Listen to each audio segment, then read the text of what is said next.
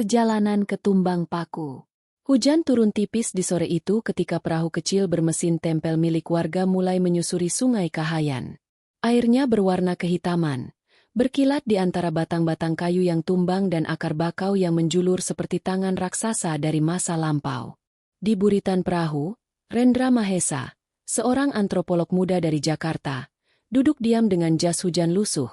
Matanya tak lepas dari kabut yang menggantung rendah di atas air. Sudah 3 hari ia menempuh perjalanan, darat, kemudian sungai, lalu berjalan kaki di jalur berlumpur, demi mencapai Tumbang Paku, desa terpencil yang bahkan tak tercantum di peta digital. Tujuannya sederhana, meneliti Jerunei, tiang kayu ulin peninggalan adat kematian kuno suku Dayak Maanyan, yang disebut-sebut masih berdiri di desa itu. Tapi di balik kesunyian hutan, ada sesuatu yang membuat udara terasa berat dan menyimpan aroma tak kasat mata. Semacam rasa diawasi. Pawang perahu, seorang lelaki tua bernama Pak Litung, tiba-tiba bersuara. Kalau angin berubah arah, jangan menatap sungai.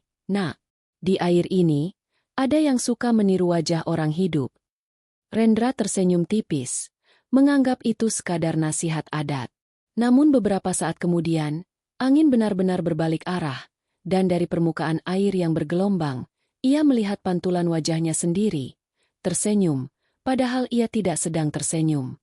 Perahu akhirnya merapat di dermaga kayu rapuh di tepi sungai.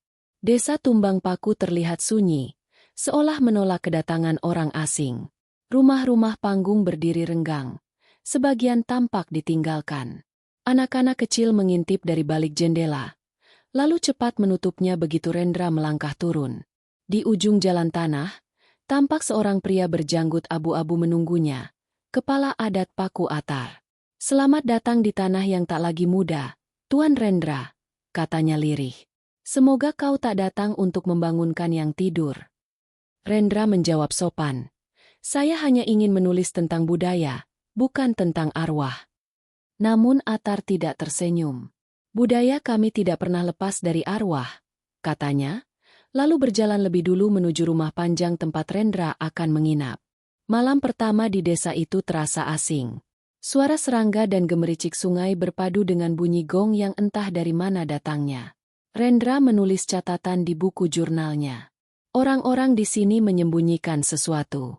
Mereka bicara dengan mata, bukan dengan kata. Ada rasa takut yang mengikat mereka pada sesuatu di dalam hutan.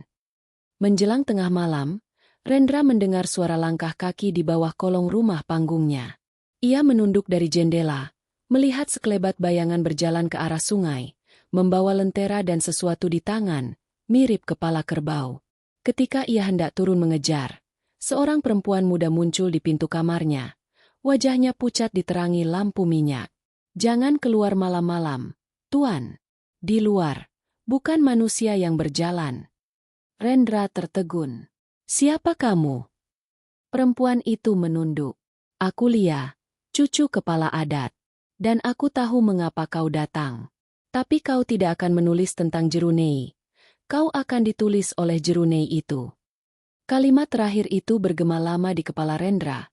Bahkan setelah perempuan itu menghilang seolah menembus udara. Ia tak tahu. Malam itu adalah awal dari sumpahan yang sudah menunggu selama ratusan tahun untuk terbangun kembali. Jerunei yang terlupakan. Pagi berikutnya datang dengan kabut tebal yang menggulung dari arah hutan. Suara ayam dan gong bercampur menjadi satu, membentuk harmoni aneh yang membuat Rendra merasa seolah waktu di desa ini tak pernah bergerak maju. Dari beranda rumah panjang, ia memandang ke arah barat, di mana pepohonan besar berbaris seperti tembok hijau gelap. Di sanalah, kata kepala adat Paku Atar, berdiri Jerunei tua yang sudah tak boleh disentuh manusia selama 7 generasi. Rendra menegakkan ranselnya, menggenggam kamera dan buku catatannya. Ia berencana menelusuri hutan itu, dengan ditemani Lia yang diam-diam menunggunya di ujung jalan desa. Gadis itu mengenakan kain tenun tua dan membawa parang kecil di pinggangnya. Kau yakin ingin melihatnya? Tanya Lia pelan. Jerunei itu bukan peninggalan biasa. Ia saksi darah, bukan sejarah. Rendra hanya tersenyum tipis. Aku datang untuk kebenaran, bukan untuk mitos. Lia menatapnya lama, lalu berjalan lebih dulu tanpa berkata lagi. Jalan menuju Jerunei menanjak, menembus akar-akar raksasa dan batang pohon ulin yang menjulang seperti pilar kuil purba. Udara semakin lembab, dan suara burung berhenti. Tidak ada hewan yang berani bersuara di wilayah ini. Setelah hampir 1 jam berjalan, mereka tiba di sebuah lapangan kecil yang dikelilingi batu tegak berlumut. Di tengahnya berdiri Jerunei itu, setinggi hampir 4 meter, terbuat dari kayu ulin hitam legam, dengan ukiran wajah manusia yang tampak meringis.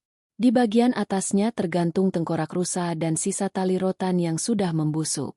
Akar pohon di sekitarnya tumbuh mengelilingi Jerunei itu seolah ingin menelannya kembali ke tanah. Rendra menatapnya takjub. Luar biasa. Bentuknya mirip tiang pemakaman kuno, tapi ekspresinya berbeda. Ini bukan sekadar simbol kematian. Ini seperti penjara. Ia mendekat, meraba permukaan kayu yang dingin dan lembab. Ukiran di bagian bawah tampak seperti huruf-huruf kuno, namun bukan aksara Dayak yang ia kenal. Tiba-tiba Lia menahan tangannya. "Jangan disentuh," katanya dengan nada tajam. "Kayu itu hidup." Rendra menatapnya, setengah heran. "Kayu mati, Lia." Lia menggeleng. "Tidak semua kematian berhenti di kubur, Tuan Rendra. Ada yang hidup di dalam benda." Dukun tua yang dikutuk pernah berkata, siapapun yang membaca ukiran itu akan berbicara dengan lidahnya. Rendra hanya tertawa pelan, tapi di dadanya ada getaran kecil yang sulit dijelaskan. Ia mengambil foto, mencatat setiap detail ukiran, lalu menulis di jurnalnya. Jerunei ini menandakan sistem pengorbanan yang belum tercatat dalam catatan kolonial manapun. Ukirannya menunjukkan penderitaan, bukan pemujaan. Mungkin ini bentuk peringatan terhadap pelanggaran adat. Aku harus menelitinya lebih jauh. Angin berhembus tiba-tiba, membuat dedaunan di sekitar bergetar. Suara seperti erangan samar terdengar dari arah Jerunei. Lia menatap tajam ke arah tiang itu, kemudian menarik tangan Rendra. "Kita harus pulang. Matahari sudah condong. Di sini, kalau senja datang, mereka yang dikurung akan menatap balik." Namun rasa ingin tahu Rendra lebih kuat dari ketakutan. Ia melangkah mendekat sekali lagi dan memperhatikan sisi belakang Jerunei. Di sana terukir wajah manusia dengan mata terbuka lebar, seolah sedang menatapnya. Di bawahnya, ada tulisan kecil dalam aksara yang belum pernah ia lihat. "Buka mulutku, maka kutukanku akan bicara." Sesaat, udara di sekitarnya berubah dingin. Seekor burung gagak hitam melintas rendah, dan Lia segera menariknya menjauh. "Kau tidak tahu apa yang baru kau bangunkan," bisiknya ketakutan. "Jerunei itu bukan peninggalan, tapi peringatan." Mereka berjalan cepat kembali ke desa. Tapi sepanjang jalan, Rendra merasa ada sesuatu yang mengikuti dari belakang. Langkah berat di antara dedaunan, seperti seseorang menyeret rantai besi di tanah basah. Ia menoleh beberapa kali, tapi hanya melihat kabut. Sesampainya di desa, kepala adat Atar sudah menunggu di depan rumah panjang dengan wajah tegang. "Kau sudah pergi ke sana, ya?" Suaranya serak tapi penuh kemarahan. "Aku sudah bilang, Jerunei itu bukan untuk dilihat. Ia menyimpan janji darah yang belum lunas." Rendra mencoba menjelaskan bahwa ia hanya meneliti, tapi Atar menatapnya dengan pandangan kosong. "Kau pikir penelitian bisa menebus sumpah leluhur? Kau tidak tahu, Jerunei itu dibuat dari pohon yang ditebang di hari manusia dikorbankan. Arwahnya masih di sana, menunggu orang yang berani menyentuhnya." Malam itu, Rendra menutup pintu kamarnya rapat-rapat. Namun ketika ia membuka kamera untuk memeriksa hasil fotonya, seluruh gambar Jerunei tampak buram. Hanya satu foto yang jelas, bagian wajah ukiran yang menatapnya. Anehnya, kini ukiran itu tersenyum.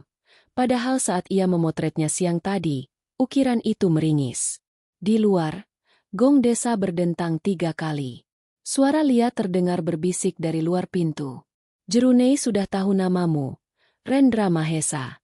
Ia takkan berhenti sampai kau membayar dengan sesuatu yang hidup." Rendra menggigil. Ia tak tahu, malam itu adalah awal dari larangan yang diabaikan. Bab berikut dari kutukan yang mulai membuka matanya perlahan di dalam kegelapan hutan Kalimantan. Larangan yang diabaikan. Malam terasa panjang di Tumbang Paku. Angin yang lewat membawa suara-suara aneh dari arah hutan. Gong berhenti berdentang, tapi gema terakhirnya seolah menggantung di udara, tak mau padam. Di dalam kamar, Rendra Mahesa duduk di lantai, memeriksa kembali foto-foto Jerunei di layar kameranya. Semakin lama ia menatapnya, semakin terasa sesuatu yang tidak wajar. Ukiran wajah di kayu itu seperti berubah di setiap foto, kadang menyeringai, kadang menatap lurus, kadang bahkan tanpa mata. Ia menulis di jurnalnya dengan tangan gemetar. Ada kemungkinan ini efek optik, atau mungkin gangguan sensor kamera. Tapi kenapa saya merasa seperti diperhatikan setiap kali menatap foto itu? Di luar, suara langkah pelan terdengar di beranda. Rendra membuka pintu, mendapati Lia berdiri membawa obor kecil. Wajahnya tegang. Kau harus bicara dengan kakekku, Tuan. Dia ingin mengadakan upacara pembersihan. Setelah kau sentuh Jerunei itu, tanda-tanda sudah mulai muncul. Tanda apa maksudmu? Air sumur menjadi hitam, anjing desa melolong tanpa henti, dan anak-anak demam. Itu artinya, sesuatu dari hutan sudah terbangun. Rendra merasa bersalah tapi tetap berusaha rasional. Mungkin karena cuaca atau penyakit. Lia menatapnya tajam. Kau tidak mengerti. Ada hal-hal yang tidak bisa dijelaskan dengan ilmu. Mereka menuju rumah kepala adat Paku Atar. Di dalam, asap dupa menebal. Atar duduk bersila di tengah ruangan, mengenakan jubah tenun tua dan kalung gigi binatang. Di depannya, 3 wadah tembaga berisi air, bunga, dan bara api. Kau membawa sesuatu dari Jerunei? Tanya Atar tanpa menatap. Rendra menggeleng. Tidak, saya hanya mengambil foto. Foto juga bentuk pengambilan. Nak, kau telah mencuri pantulan roh yang tertinggal di kayu itu. Sekarang dia mencarimu untuk mengambil kembali wajahnya. Rendra tertawa gugup, tapi rasa dingin menjalari tengkuknya. Kalau begitu, apa yang harus saya lakukan? Atar menatapnya perlahan, matanya seperti bara. Jangan pernah kembali ke sana. Dan jangan buka foto-foto itu lagi. Hapus semuanya sebelum matahari terbenam. Namun rasa penasaran adalah racun yang manis. Malamnya, ketika seluruh desa tertidur, Rendra menyalakan laptopnya. Ia ingin mempelajari ukiran di Jerunei itu dengan lebih teliti. Ia memperbesar salah satu foto, yang menampilkan sisi belakang kayu. Di situ, di antara ukiran-ukiran samar, muncul sesuatu yang menyerupai tulisan tambahan, padahal tidak ada di siang hari tadi. Tulisan itu berbunyi, "Tulis namaku, maka kau akan mendengar suaraku." Rendra terpaku. Huruf-huruf itu seperti bergerak di layar, membentuk lekukan baru. Ia tak sadar, bibirnya berbisik perlahan, mengeja setiap huruf yang ia lihat. Seketika layar laptop berkedip, dan dari speaker terdengar desis halus, mirip bisikan orang dari kejauhan. Aku, terkubur di kayu. Buka mulutku, manusia tanah asing. Rendra terlonjak, menutup laptop secepatnya. Tapi saat ia menoleh, bayangan seseorang berdiri di pojok kamar, tinggi, kurus, dan bergetar seolah terbuat dari asap. Dari kepalanya menetes cairan hitam seperti getah. 2 mata merah redup menatap Rendra tajam. Ia ingin berteriak, tapi suaranya lenyap. Bayangan itu menunjuk ke arah ranselnya, lalu menghilang ke udara. Ketika Rendra membuka ranselnya, ia menemukan sehelai serpihan kayu kecil, mungkin menempel di bajunya ketika menyentuh Jerunei. Ia menyentuhnya, dan hawa dingin langsung menusuk ke tulang. Di balik serpihan itu terukir satu kata dalam aksara asing, Mahesa. Pagi berikutnya, seluruh desa gempar. Seekor babi hutan ditemukan mati di depan balai adat, dengan bekas luka berbentuk lingkaran di dadanya, sama persis seperti pola ukiran di Jerunei. Lia menatap Rendra dengan ketakutan. Dia sudah menandaimu. Hari-hari berikutnya, Rendra mulai mendengar bisikan setiap malam. Kadang di jendela, kadang di bawah lantai. Bisikan itu selalu sama, meminta agar ia membuka mulut Jerunei. Ia mencoba menjauh dari tempat itu, tapi sesuatu seolah menariknya kembali. Di sela-sela mimpi, ia melihat hutan berwarna merah, dan di tengahnya berdiri Jerunei yang kini berdenyut seperti makhluk hidup. Kepala adat akhirnya memutuskan melakukan ritual penutup jalan roh. Seluruh warga berkumpul di tepi sungai, menyalakan obor dan menaburkan beras kuning ke air. Atar membaca mantra lama, sementara Lia menggenggam tangan Rendra erat-erat. Namun tiba-tiba angin besar datang, meniup api obor hingga padam serentak. Dalam kegelapan, terdengar suara dari arah hutan, suara kayu retak, disusul pekikan panjang. Jerunei, sudah terbuka setengahnya, kata Atar dengan wajah pucat. Kau telah melanggar larangan yang dijaga 7 turunan. Rendra gemetar, menatap ke arah hutan yang kini dipenuhi kabut hitam. Ia belum tahu, dosa kecilnya telah memecahkan segel kuno, dan malam itu, sesuatu yang terkubur dalam kayu mulai bernapas kembali di udara Tumbang Paku. Bisikan dari dalam kayu. Hujan turun deras malam itu, membasahi seluruh desa Tumbang Paku hingga lumpur menggenang di jalanan kecilnya. Petir sesekali menyambar jauh di ujung hutan, menyinari pepohonan yang seperti menunduk ketakutan. Di dalam rumah panjang, Rendra Mahesa duduk sendirian di dekat lampu minyak. Matanya merah karena tak tidur 2 malam.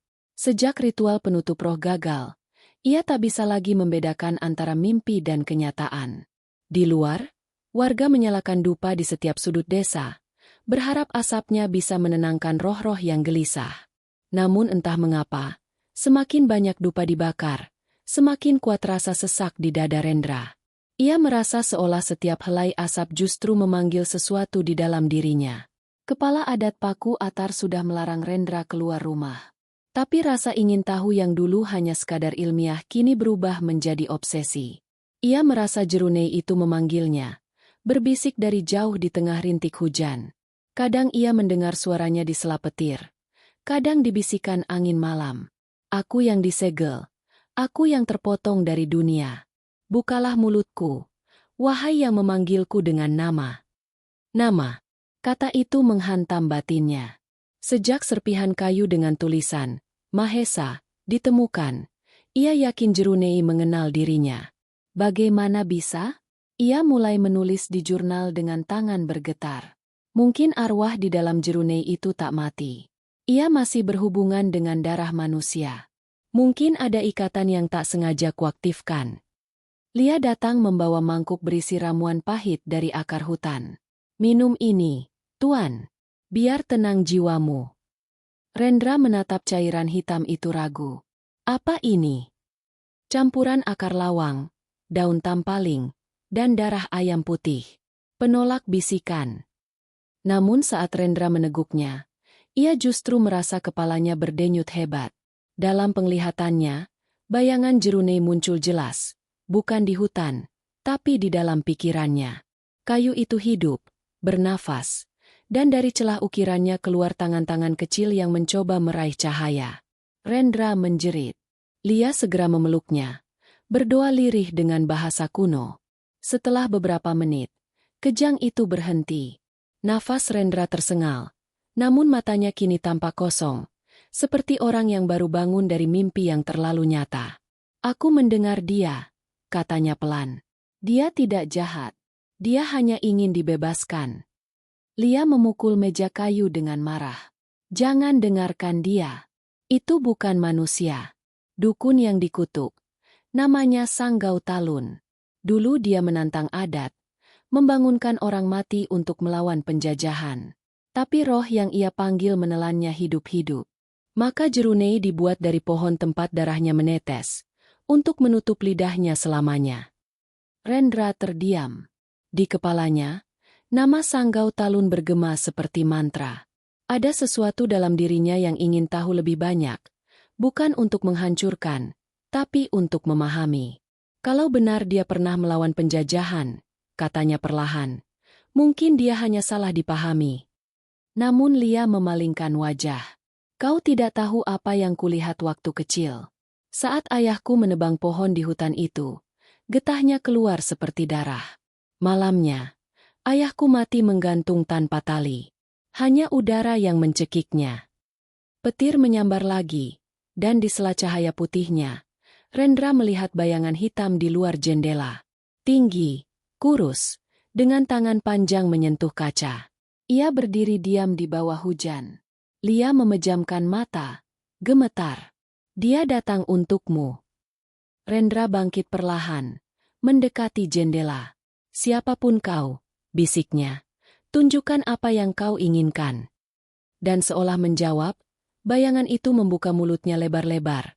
Tapi bukan suara manusia yang keluar, melainkan bunyi kayu retak, seperti batang pohon ditebang paksa. Di saat bersamaan, Rendra mendengar suara berbisik di dalam kepalanya. Aku di bawah akar. Di sana kebenaran terkubur. Keesokan paginya, Rendra bangun dengan tanah di bawah kukunya dan lumpur di kakinya. Lia menatapnya ngeri. Kau keluar malam tadi. Rendra menggeleng, tapi jejak lumpur di lantai menuju pintu depan berkata lain. Di luar, kabut belum hilang. Ia mengikuti jejak kakinya sendiri yang tertinggal di tanah, dan semuanya menuju arah hutan. Sampai di tepi sungai, ia melihat sesuatu yang membuat darahnya membeku. Serpihan jerunei yang ia bawa sebelumnya kini mengambang di air, tapi bentuknya telah berubah. Di permukaannya terukir wajahnya sendiri, dengan mata tertutup. Rendra memungut serpihan itu dengan tangan gemetar. Lia yang mengikuti dari jauh berteriak, "Jangan sentuh!" Tapi terlambat. Begitu jarinya menyentuh kayu itu, suara berat menggema di kepalanya. Bukan lagi bisikan, melainkan perintah. Datanglah malam ini. Di akar tempat darahku menetes. Aku akan menunjukkan asal kutukanmu. Rendra menatap ke arah hutan yang gelap, dan untuk pertama kalinya, ia tidak takut lagi. Mungkin, pikirnya, jawaban semua ini memang menunggu di sana, di dalam kayu, di bawah akar, di antara bisikan yang tak pernah tidur. Dan malam itu, ia memutuskan akan kembali ke Jerunei. Sendirian. Malam di Sungai Hitam. Malam menurunkan kabut tebal seperti tirai. Udara di Tumbang Paku terasa berat, dan suara jangkrik pun lenyap seolah hutan menahan napas. Di tepi sungai yang airnya hitam berkilau di bawah cahaya bulan separuh, Rendra Mahesa berdiri sendirian, menatap arus yang mengalir pelan. Di dadanya, suara itu kembali berbisik, lembut namun tak bisa diabaikan. Di bawah sungai ini, akar jerunei menyentuh tulangku. Datanglah. Aku akan tunjukkan wajah kebenaran. Rendra membawa obor kecil, satu-satunya cahaya yang menantang kegelapan. Di tangannya, ia menggenggam serpihan kayu ulin yang kini terasa hangat, berdenyut seperti nadi hidup. Ia tak lagi tahu mana kenyataan dan mana yang sekadar halusinasi. Sejak malam sebelumnya, ia terus mendengar langkah kaki di luar rumahnya, langkah yang meniru ritme jalannya sendiri. Lia telah mencoba menahannya agar tidak pergi, bahkan berlutut di depan pintu. Namun Rendra sudah kehilangan batas antara rasa ingin tahu dan panggilan takdir. Sungai Kahayan malam itu terasa asing. Kabutnya berbau besi, seperti darah yang lama mengering. Rendra menyusuri tepi sungai hingga mencapai batu besar yang tertutup lumut, tempat warga biasanya membuang sesajen. Di sana, ia menemukan tanda-tanda aneh. Bulu ayam putih berserakan, potongan tali rotan terbakar, dan abu dupa yang masih hangat. Seseorang baru saja melakukan ritual. Tiba-tiba, dari balik kabut, muncul suara kidung pelan, seperti nyanyian perempuan. Rendra mendekat perlahan, dan di bawah cahaya obor, ia melihat 5 orang perempuan berpakaian kain hitam sedang berdiri melingkar di atas perahu yang ditali di tepi sungai. Mereka membawa kendi berisi air merah. Dan di tengah lingkaran itu berdiri kepala adat Paku Atar, dengan wajah tertutup topeng kayu. Tidak ada manusia boleh melihat ini, bisik salah satu perempuan tanpa menoleh. Tapi Rendra melangkah mendekat. Apa yang kalian lakukan? Atar menoleh perlahan. Suaranya berat, seolah keluar dari dalam tanah. Kami mencoba menutup jalan yang kau buka, Rendra Mahesa. Tapi sungai ini sudah menelan darah pertama. Sekarang hanya bisa diberi ganti. Ganti. Rendra mengerutkan kening. Arwah yang terbangun dari jerunei haus akan jiwa yang menyentuhnya. Dan hanya darah manusia yang bisa memuaskan lapar itu. Sebelum Rendra sempat menjawab, permukaan sungai beriak hebat. Dari tengah air yang hitam muncul pusaran, dan di dalamnya tampak bayangan wajah raksasa, separuh manusia, separuh tengkorak. Matanya merah seperti bara, dan dari mulutnya keluar bisikan panjang yang mengguncang udara. Kau panggil aku dengan namamu sendiri. Sekarang aku datang menagih janji. Perempuan-perempuan itu menjerit serentak. Air kendi di tangan mereka meledak, berubah menjadi kabut merah yang menelan perahu. Rendra terdorong mundur, tapi matanya tetap menatap ke tengah sungai. Dalam pandangannya, bayangan itu kini mengambil bentuk manusia, tinggi, berkulit seperti kayu terbakar, dengan tangan menjulur panjang dan kuku sebesar bilah pisau. Di dadanya, terukir simbol-simbol sama seperti ukiran Jerunei. Lia tiba-tiba muncul dari arah hutan, berlari sambil membawa tongkat bambu yang ujungnya menyala api. Rendra, menyingkirlah. Ia menancapkan tongkat itu ke tanah sambil berteriak mantra. Api membesar, membentuk lingkaran cahaya di sekeliling mereka. Bayangan di sungai meraung marah, tubuhnya menguap sebagian seperti asap. Namun sebelum menghilang sepenuhnya, ia berbisik pelan, cukup keras untuk didengar Rendra. 7 malam lagi, akar akan mencari daging. Kau tak bisa lari dari darahmu sendiri. Air sungai kembali tenang. Para perempuan lenyap. Hanya tersisa perahu yang terbakar setengah. Dan kepala adat Atar berlutut di tepian. Wajahnya pucat pasi. Lia menatap kakeknya dengan air mata. Kita gagal lagi, ya. Atar mengangguk lemah. Dia sudah menempel di jiwa anak itu. Bahkan api tidak bisa lagi memisahkan mereka. Rendra berdiri terpaku. Hujan mulai turun rintik, dan di antara tetesan air itu ia melihat bayangannya sendiri di permukaan sungai. Namun bayangan itu bukan miliknya. Matanya kosong, dan di dahinya terukir simbol yang sama seperti Jerunei. Sepanjang malam, Rendra tak bisa tidur. Di dalam kamarnya, setiap kali ia menutup mata, ia melihat wajah Sanggau Talun menatapnya dari dalam air, dengan suara bergetar di telinganya. Aku tidak memintamu takut, Mahesa. Aku hanya ingin hidup kembali. Kau yang akan melakukannya untukku. Di luar, gong adat berdentang 2 kali, tanda bahwa satu roh baru telah menyeberang dari dunia manusia ke dunia arwah.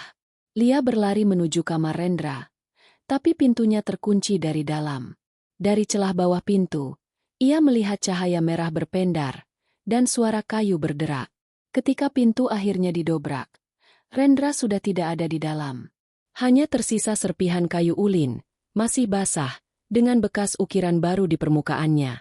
Malam di Sungai Hitam, darah pertama telah kembali.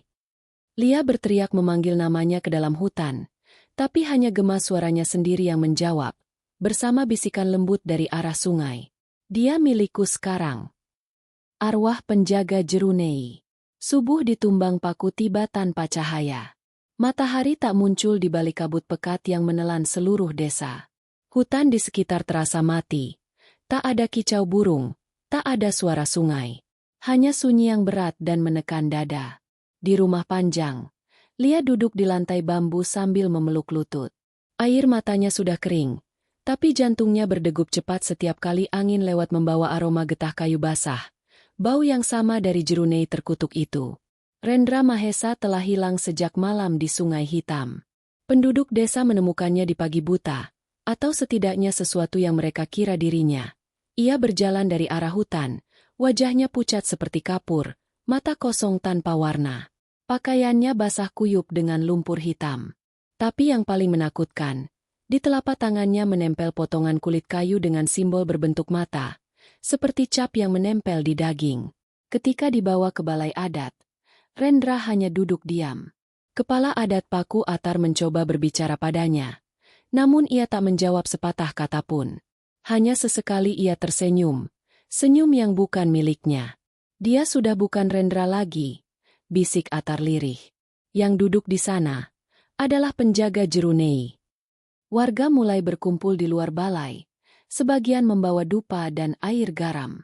Mereka percaya Rendra kini dirasuki arwah Sanggau Talun, dukun sakti yang dikutuk dan disegel di dalam Jerunei 3 abad silam. Dalam legenda, Sanggau Talun dikenal sebagai penguasa arwah-arwah yang terikat pada tanah darah. Ia menolak tunduk pada adat dan mencoba membangkitkan roh leluhur untuk menentang penjajahan Belanda. Tapi ritualnya gagal, dan ia malah dikurung dalam kayu ulin yang tumbuh dari kuburannya sendiri. Di dalam balai, Rendra mulai berbicara perlahan. Suaranya berat seperti 2 orang bicara bersamaan. Aku sudah melihatnya. Di bawah akar, di dalam air. Mereka tidak tidur. Mereka menunggu aku membuka jalan. Atar menatapnya waspada. Kau bukan Mahesa. Siapa yang bicara lewat tubuhnya? Rendra menoleh, dan dari matanya menetes cairan hitam seperti getah. Aku penjaga Jerunei. Aku yang disumpah untuk menjaga segel ini. Tapi manusia bodoh telah menyentuhnya, dan kini darahnya terikat padaku. Lia menjerit dan memeluk kakeknya. Kita harus mengikatnya sebelum malam datang. Tapi Atar menggeleng.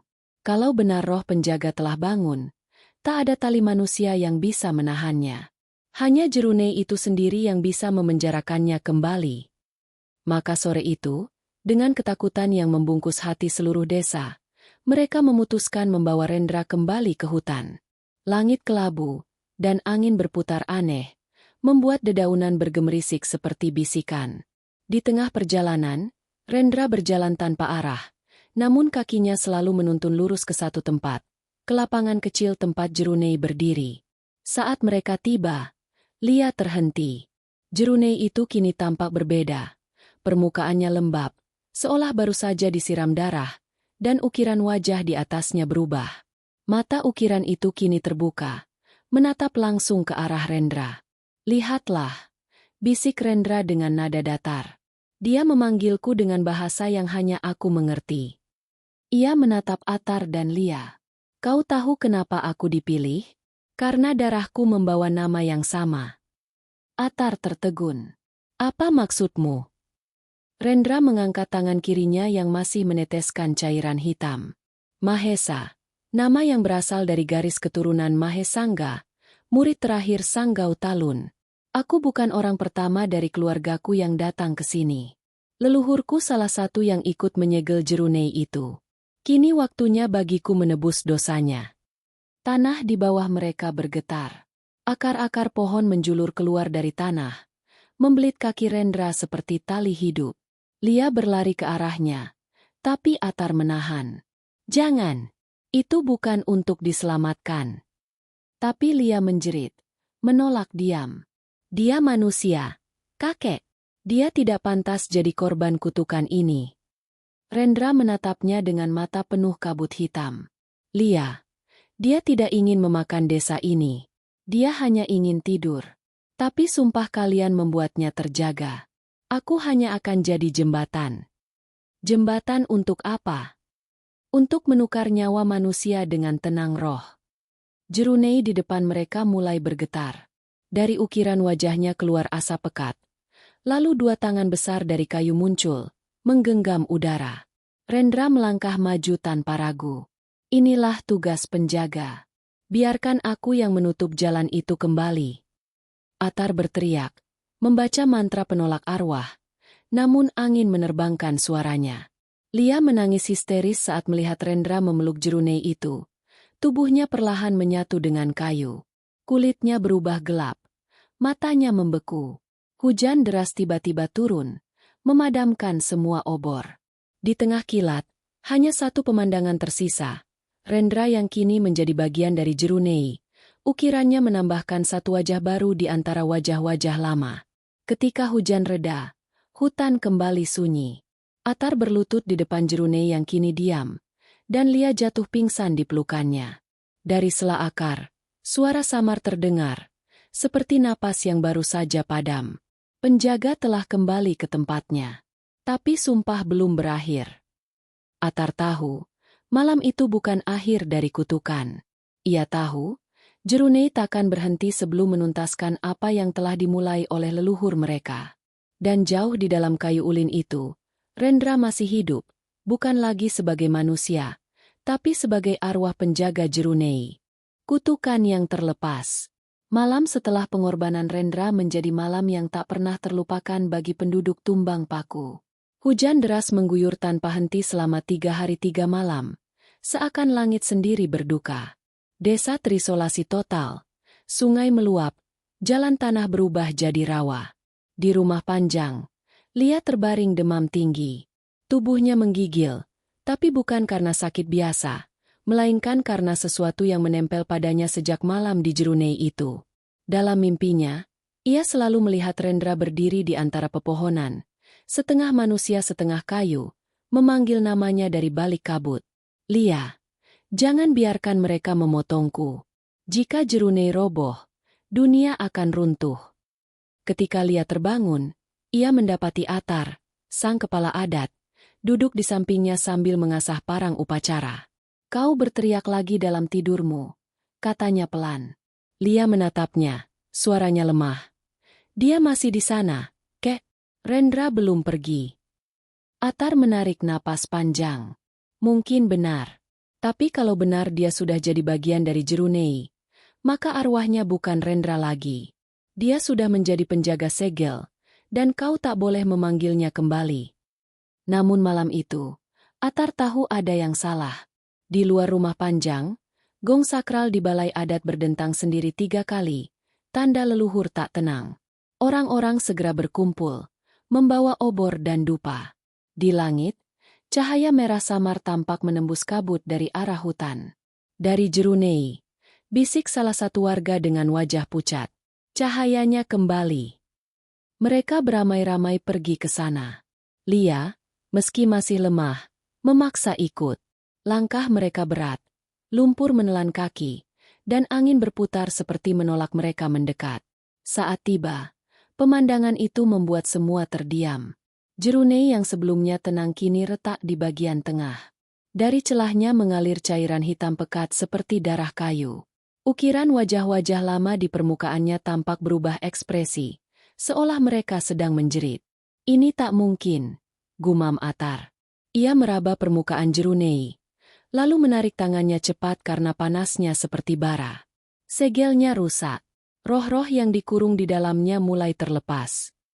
Lia melangkah maju, menatap ukiran wajah Rendra di Jerunei. Dia berusaha menahan mereka. Kek, dia masih melawan dari dalam. Atar menatap cucunya dengan ngeri. Kau tidak mengerti. Jika penjaga kehilangan keseimbangannya, dia akan menjadi jembatan bagi arwah yang lain. Semakin dia melawan, semakin banyak roh yang terbuka jalannya.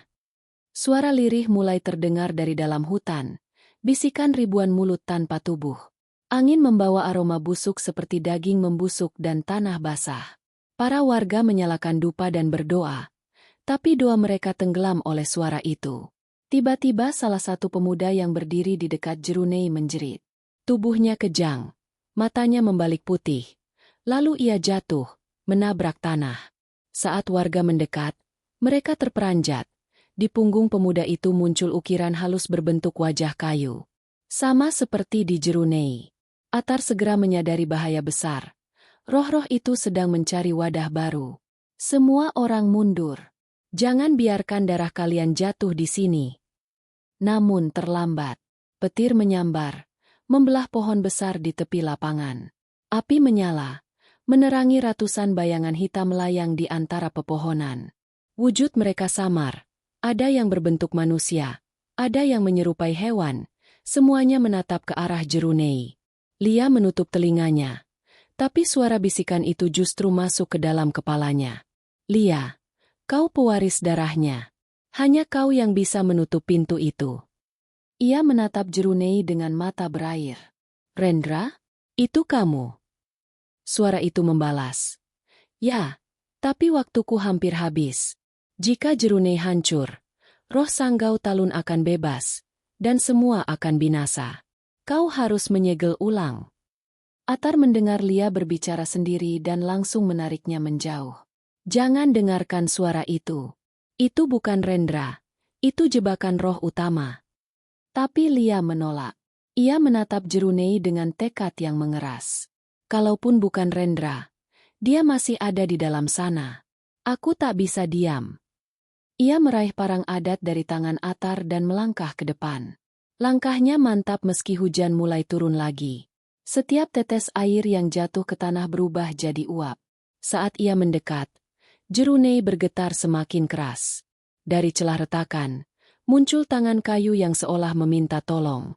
Lia menggenggamnya erat, meski panasnya membakar kulitnya. Aku di sini. Aku akan menutupnya. Rendra. Suara dari dalam kayu bergemuruh. Kau harus menukar darah dengan darah.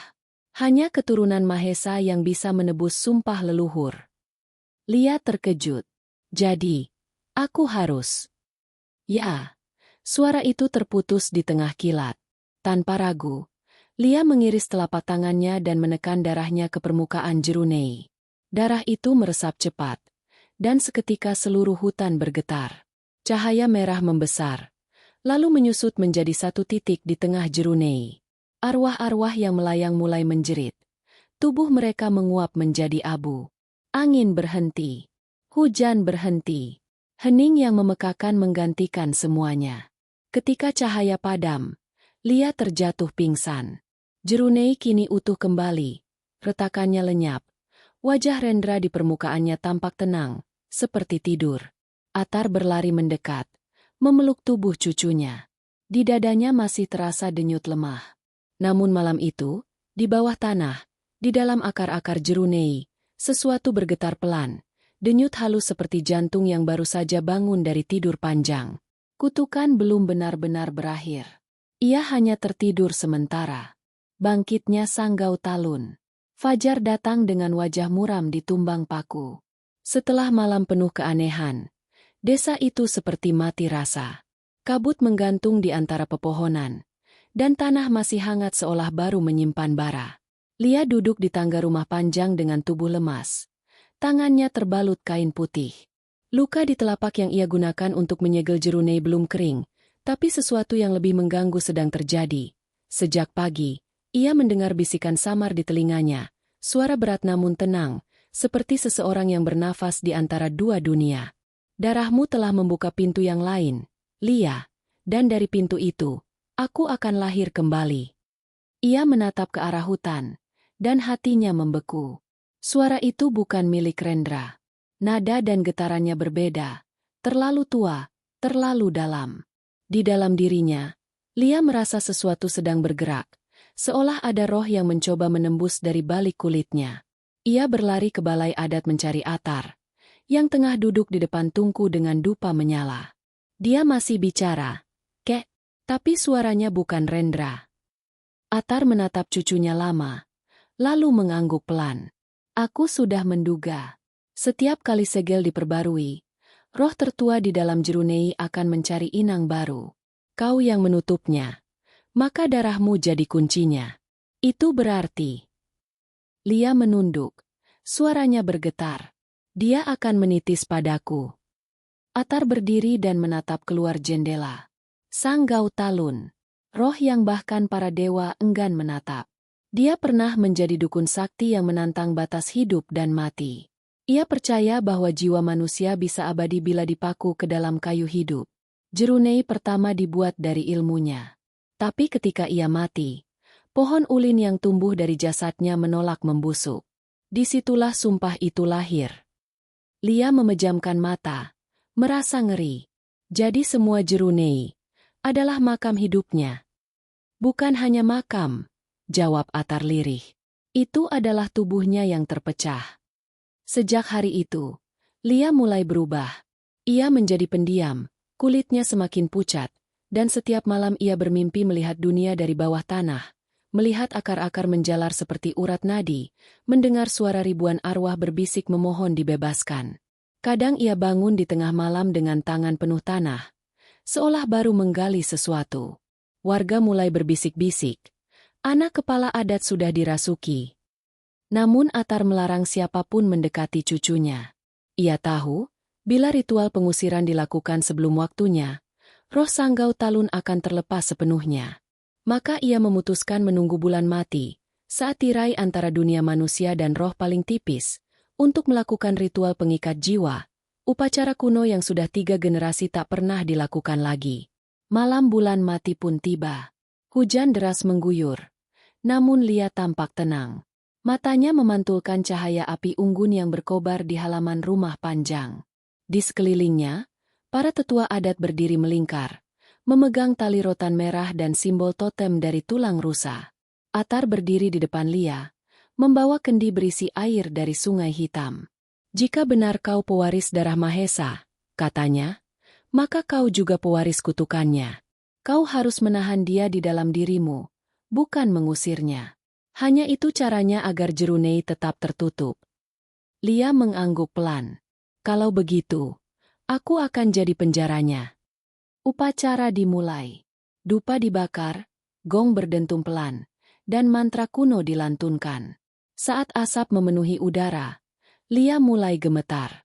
Dari kulitnya keluar urat hitam, menjalar ke leher dan wajah. Matanya berputar putih, lalu terbuka lebar dengan cahaya merah menyala. Suara lain keluar dari bibirnya, berat dan berlapis. Kalian pikir bisa menahanku lagi? Aku sudah menunggu berabad-abad, dan kini darahku telah hidup kembali. Para tetua mundur ketakutan. Atar tetap berdiri, meski tubuhnya gemetar. Sanggau Talun, dengarkan aku. Dunia ini bukan milikmu lagi. Biarkan yang mati tetap di tanah, dan yang hidup di bawah langit. Roh itu tertawa panjang. Langit sudah lama buta. Kalian memenjarakan kekuatan yang seharusnya menjaga keseimbangan. Lihatlah hasilnya. Dunia kalian penuh kematian, perang, dan kehilangan. Aku hanya ingin membangunkan yang tertidur agar menyeimbangkan kembali. Tanah di bawah mereka mulai retak. Dari celahnya, akar-akar menjulur, membelit kaki para tetua. Api unggun berubah menjadi hijau kebiruan. Lia, yang kini dikuasai roh itu, melangkah maju dengan gerakan kaku. Namun di dalam hatinya, sisa-sisa kesadaran Rendra muncul, suaranya terdengar samar. Lia, lawan dia. Gunakan darahmu. Kau pewaris segel, bukan korban. Tubuh Lia bergetar keras. Dua suara bertarung di tenggorokannya, jeritan manusia dan raungan arwah. Atar berdoa keras, memercikan air dari sungai hitam ke tubuh Lia. Air itu mengeluarkan asap putih saat menyentuh kulitnya. Kembalilah, cucuku. Kau bukan dia. Tiba-tiba, Lia menjerit keras dan menancapkan tangannya ke tanah. Darahnya menetes, dan tanah menyerapnya dengan cepat. Dari langit, kilat menyambar, mengenai tengah-tengah lingkaran upacara. Ledakan cahaya putih menyilaukan membuat semua terlempar. Ketika debu mereda, Lia terbaring tak bergerak, namun wajahnya tenang. Jerunei di hutan pada saat yang sama bergetar sekali lagi, lalu diam. Dari retakannya keluar cahaya lembut, seolah roh-roh di dalamnya akhirnya beristirahat. Tapi Atar tahu, Sanggau Talun tidak mati. Ia hanya tertidur di dalam tubuh cucunya sendiri. Beberapa hari kemudian, Lia bangun. Tatapannya tenang, suaranya lembut. Tapi setiap kali malam turun, bayangan wajah Sanggau Talun muncul di matanya, seperti bayangan di permukaan air yang tidak mau hilang. Ia tahu, ia kini menjadi penjara bagi roh terbesar di Kalimantan, dan segalanya belum berakhir. Warisan darah Jerunei.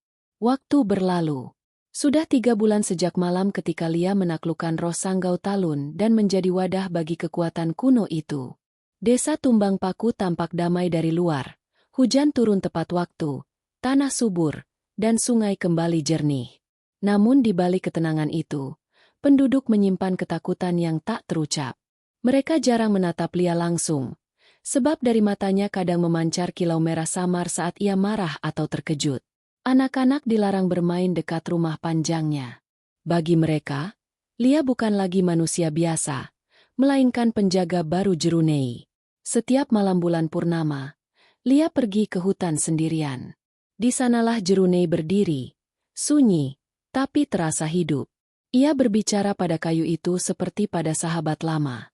Aku tahu kau masih di sana, Rendra, bisiknya. Aku bisa merasakannya, di antara denyut kayu dan napas tanah. Dan kadang, saat angin bertiup dari arah sungai, ia mendengar suara lelaki menjawab pelan dari balik batang Jerunei. Aku tidak pergi. Aku hanya tertanam lebih dalam. Dialog itu menjadi rutinitas rahasia Lia, penawar sunyi dalam kehidupannya yang berubah. Tapi setiap kali ia kembali ke desa, bayangan masa lalu tak pernah lepas. Orang-orang yang dulu mengenalnya kini menunduk bila berpapasan. Atar, sang kepala adat, yang kini tampak tua dan ringkih, selalu memperingatkan. Ingat, cucuku, selama roh itu hidup dalam dirimu, keseimbangan dunia tetap di ujung benang. Jangan biarkan amarahmu melepaskannya. Namun amarah adalah hal yang sulit dikekang ketika kebenaran mulai muncul sedikit demi sedikit. Suatu sore, ketika hujan baru berhenti, Lia mendengar dua tetua adat berbicara di beranda. Dia terlalu kuat, kata salah satu. Kalau arwah itu bangkit lagi, desa ini akan binasa. Kita harus menyingkirkannya. Bagaimana dengan kepala adat? Tanya yang lain. Dia sudah tua. Jika waktunya tiba, kita akan ganti pimpinan dan musnahkan darah kutukan itu. Lia berdiri di balik pintu. Tubuhnya gemetar. Setetes darah menetes dari lukanya yang belum sembuh. Jatuh ke lantai bambu dan menimbulkan asap tipis. Ia menatap jarinya sendiri dengan ngeri. Sanggau Talun berbisik dari dalam pikirannya. Suaranya lembut namun menggoda. Mereka takut padamu. Mereka tidak tahu kau adalah kunci keseimbangan. Kalau mereka ingin menghancurkanmu, hancurkan dulu mereka. Diam. Lia menutup telinganya. Tapi suara itu tidak berhenti. Dulu aku juga dikhianati. Mereka mengurungku, membakarku hidup-hidup, lalu menyebutnya upacara suci. Jangan ulangi kesalahanku, kuasai mereka, atau mereka yang akan memaku jiwamu di kayu. Malam itu, Lia meninggalkan rumah panjang tanpa sepatah kata. Ia berjalan menuju Jerunei di tengah hutan, membawa parang adat peninggalan kakeknya. Hujan turun deras, menyelimuti langkahnya dengan kabut. Di depan Jerunei, ia berlutut. Kalau benar aku pewaris darah Mahesa, bisiknya, aku ingin tahu kebenaran sebenarnya. Siapa yang dikutuk? Kau, atau manusia? Dari dalam kayu terdengar getaran rendah. Lalu cahaya merah menembus permukaan Jerunei, membentuk bayangan besar di udara. Wujud itu menyerupai pria tua dengan rambut panjang. Matanya kosong namun berkilau seperti bara. Aku bukan kutukan, Lia. Aku adalah perjanjian. Leluhurmu mengikatku agar kekuasaan mereka kekal. Tapi waktu mengubah segalanya. Kini hanya darahmu yang bisa membebaskanku, atau memenjarakanku selamanya. Lia menatapnya tanpa gentar. Dan apa yang terjadi bila aku membebaskanmu? Keseimbangan dunia kembali. Tak ada lagi kematian sia-sia. Arwah akan hidup berdampingan dengan manusia. Dan jika aku menolak, maka Jerunei akan pecah sendiri. Dan darahmu akan jadi kayu pengganti. Suara itu menggema hingga membuat tanah bergetar. Lia mengangkat parang adat dan menatap refleksinya di bilah logam. Dalam pantulan itu, wajahnya berubah-ubah antara dirinya dan wajah Sanggau Talun.